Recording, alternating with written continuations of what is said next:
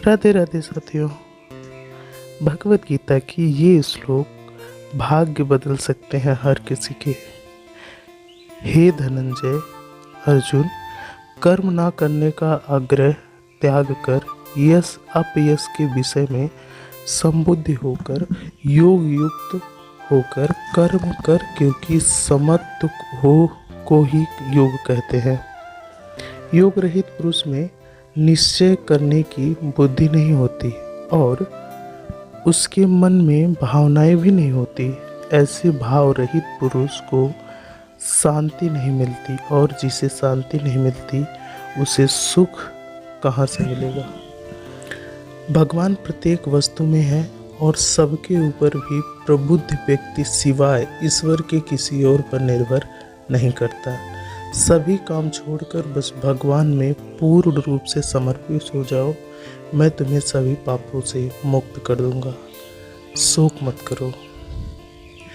जो कोई भी जिस किसी भी देवता की पूजा विश्वास के साथ करने की इच्छा रखता है, मैं उसका विश्वास उसी देवता में दृढ़ कर देता हूँ। हे अर्जुन, मैं भूत वर्तमान भविष्य के सभी प्राणियों को जानता हूँ, किंतु वास्तविकता में कोई मुझे नहीं जानता। ईश्वर एक अदृश्य है, योग कथनीय शक्ति है जिसमें संसार की उत्पत्ति, पालन एवं लय होता है। मानवीय रूप में उनकी ऐसी कल्पना की जा सकती है कि उसके सभी ओर से ज्ञानेंद्रियों और कर्म इंद्रियां हैं। वह समय समय पर संसार में धर्म की स्थापना के लिए सगुण रूप से अवतरित होता है। वह जो मृत्यु के समय मुझे स्मरण करते हुए अपना शरीर त्यागता है, वह मेरे धाम को प्राप्त होता है, इसमें कोई संशय नहीं है। वो जो इस ज्ञान में विश्वास नहीं रखते, मुझे प्राप्त किए बिना जन्म और मृत्यु के चक्र में अनुगमन करते रहते हैं। निसंदेह कोई भी मनुष्य किसी भी काल में क्षण मात्र भी बिना कर्म किए नहीं रह सकता, क्योंकि सारा मनुष्य समुदाय प्रकृति जनित गुणों द्वारा परवरिश हुआ कर्म करने के लिए बाध्य किया गया है। अपने अनिवार्य कार्य करो, क्योंकि वास्तव में कार्य आपका निष्क्रियता से बेहतर है। ज्ञानी व्यक्ति को कर्म के प्रतिफल की अपेक्षा कर रहे अज्ञानी व्यक्ति के दिमाग को अस्थिर नहीं करना चाहिए। अप्रकृत कर्म बहुत तनाव पैदा करता है। किसी और का कर्म पूर्णतः रूप से करने से कहीं अच्छा है कि अपना काम करें, भले ही उस अपूर्णता से करना पड़े। बुद्धिमान व्यक्ति कामनिक सुख में आनंद नहीं लेता। काम योग वास्तव में एक परम रहस्य है।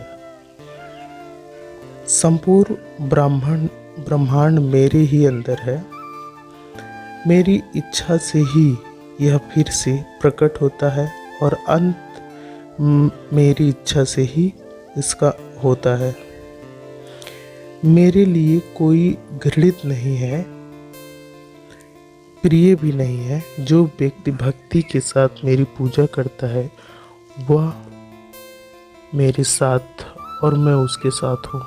बुरे कर्म करने वाले सबसे नीचे व्यक्ति जो राक्षस प्रवृत्ति से जुड़े होते हैं और उनकी बुद्धि माया ने हर ली है, वो मेरी पूजा या मुझे पाने का प्रयास नहीं करते।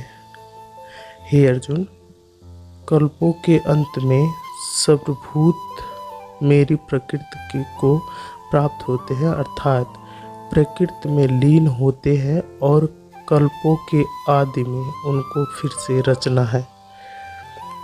मैं उन्हें ज्ञान देता हूँ जो सदा मुझ में जुड़े रहते हैं और जो मुझसे प्रेम करते हैं। मैं सभी प्राणियों को समान रूप से देखता हूँ, न कोई मुझे कम प्रिय है न ही अधिक, लेकिन जो मेरी प्रेम पूर्वक आराधना करते हैं वो मेरे भीतर रहते हैं और मैं उनके जीवन में आता हूँ। मेरी कृपा से कोई भी कर्तव्यों का निर्वहन करते हुए भी बस मेरी शरण में आकर अनंत अविनाशी निवास कर प्राप्त कर सकता है। हे अर्जुन, केवल भाग्यशाली योद्धा ही ऐसा युद्ध लड़ने का अवसर पाते हैं जो स्वर्ग के द्वार के समान है। गीता पाठ से भगवान का सानिध्य मिलता है। जीवन की बड़ी से बड़ी परेशानी व्यक्ति को कर्तव्य पथ से विचलित नहीं कर पाती। गीता का अभ्यास ही संसार का सच जान लेने के बाद पथ भ्रष्ट नहीं होता। हे अर्जुन, प्रबुद्ध व्यक्ति के लिए गंदगी का ढेर, पत्थर और सोना सभी समान होते हैं। जो लोग परमात्मा को पाना चाहते हैं वह ब्रह्मचर्य का पालन करते हैं। अग्नि की ऊष्म और समस्त जीव की प्राणियों का आत्म संयम हो। इंद्रियों की दुनिया में कल्पना सुखी का प्रथम शुरुआत है।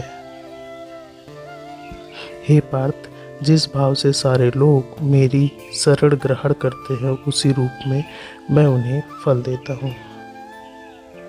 हे अर्जुन, धन और स्त्री सब नाश रूप है, मेरी भक्ति का कोई नाश नहीं है। दोस्तों, आज के लिए इतना ही। मिलते हैं नई वीडियो में, तब तक के लिए राधे राधे। वीडियो अच्छी लगी तो लाइक शेयर कमेंट करना ना भूलें।